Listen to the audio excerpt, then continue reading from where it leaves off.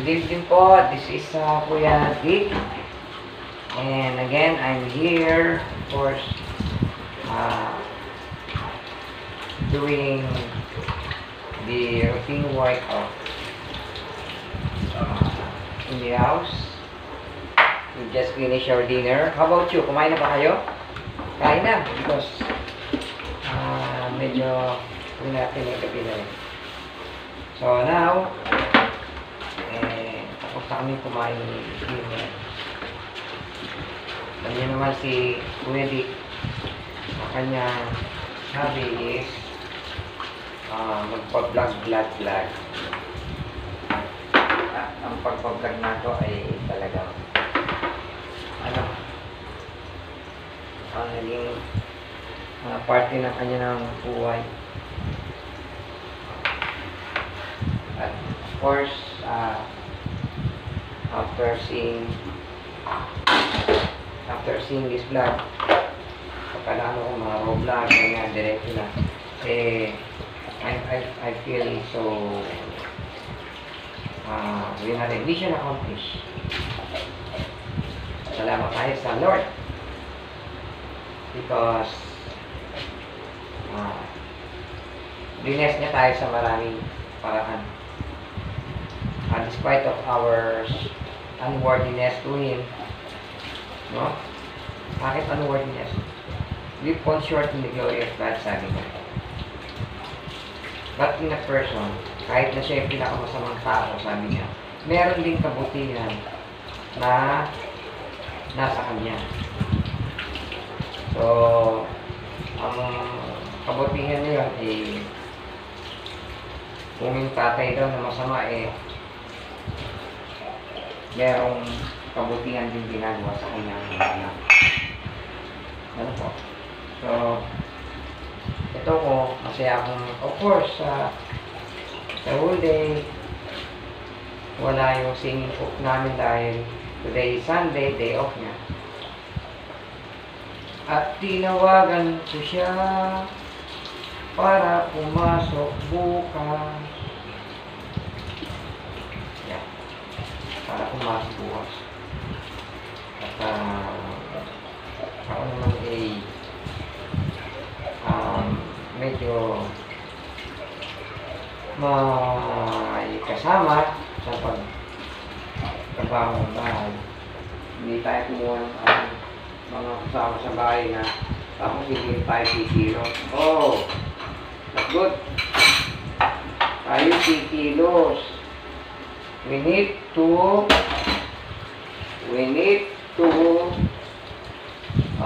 sabihin natin trabaho pa rin. Because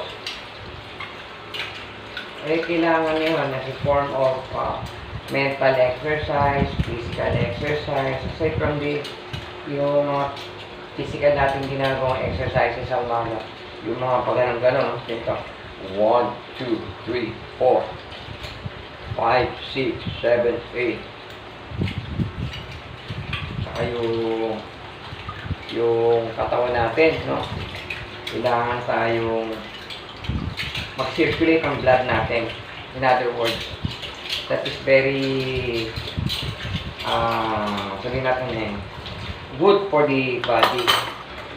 Pero kung minsan, pagka na-over-exercise ka, because ang mga senior, pagka too much exercises, hindi naman maganda. Yung, let's say, 15 to 20 minutes exercises, no, physical exercises, mga stretching, and walk, brisk walking,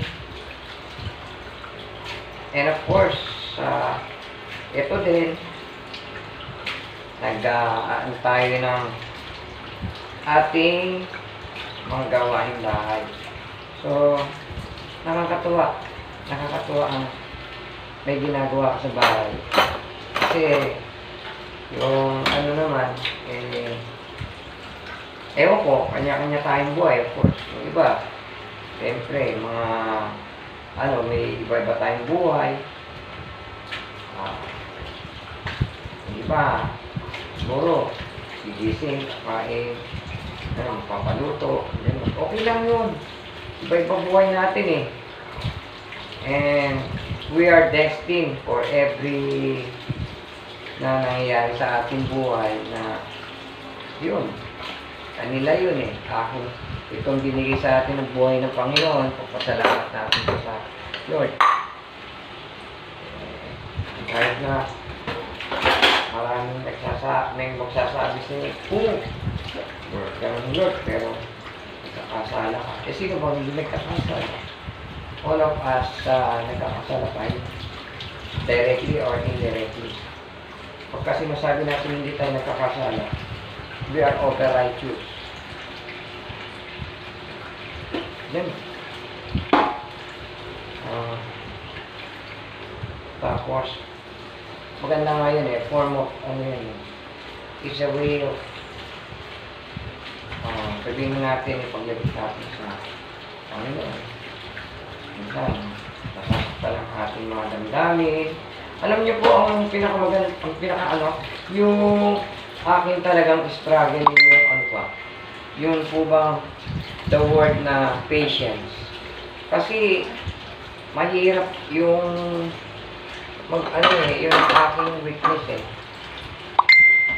So, yung weakness na gano'n, yung patience ba, siyempre, na-affecton tayo mentally, physically, it wears our body, but when we know that we have that kind of feeling, lapit tayo sa Lord, and then, yung nalalaman natin na ating gagawin, i-guide tayo ng Lord. At kailangan din natin yung mga medicine na iniinom natin as senior citizen, mga vitamins, gano'n. No? Tapos, gano'n, pinangangalagaan natin ang ating sarili. Tulad nito, nag-e-enjoy akong magtrabaho. Yung patient, tapos pagka ayun na naman, ano yung may ibang mga sitwasyon na sa buhay. Yun ang gusto kong matutunan yung patience. Because in patience, andun na rin yung love, andun peace of mind and heart na binibigay ng Panginoon sa atin. Hindi ako nagbabait-baitan ha. Pwede ninyong i-judge or sabihin, ganyan si Kuya Dick eh. Tapos ganito. Okay lang yun. Okay lang yun. Ang masama, nakikipag-away ka. Ang masama yung ang katawan natin ginagamit natin sa mga bagay na hindi karapat-dapat. Mga bisyo, yan. Pinakamahalaga sa lahat, yun.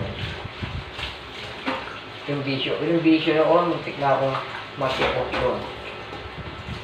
Buti na lang, pinalo ako ni Lord ko. Why?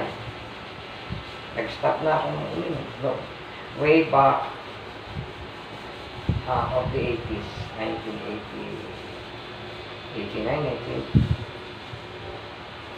Yun. Natakot na akong uminom, nagkaroon ako ng panic attack.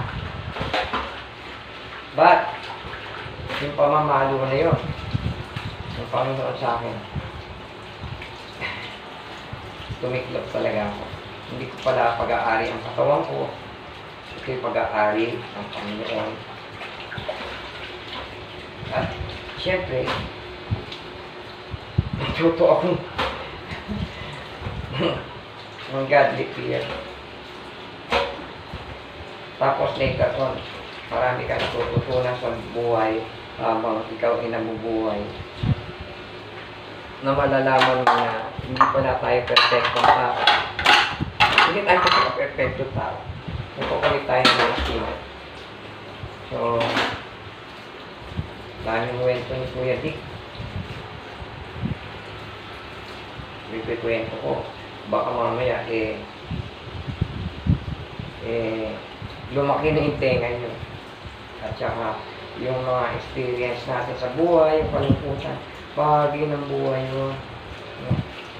Pero I pray, we pray in Jesus' name na huwag na tayo, na huwag tayong bibigyan ng mabibigat na pagsubok. Lagi natin aalalahanin siya, gano'n. Hindi ako nagpapait-paitan, makasalanan ako. Maraming kasalanan si Kuya. Kaya, ang mahalaga doon yung huwag tayong bibitaw sa kanya. So, siguro mamaya pa to, unti, at medyo lumalaki na yung tenga nito sa pakikinig sa akin. And I say, God bless and good night po. I'll cut this one. Medyo mahaba na po ito. Mapayapa na gabi sa inyong lahat sa ating pagtulog at maging bless ang ating pamilya, ating mga anak, yan, ating mga mahal sa buhay. Yan. Mga may sakit, panalangin din natin ang ating mga kahinaan. Ay, bigyan tayo ng kalakasan ng Panginoon. Good night and God bless po. Ito po si Kuya Dick. Till next time po, naisip ko lang talaga mag-vlog lagi. Lagi madalas to.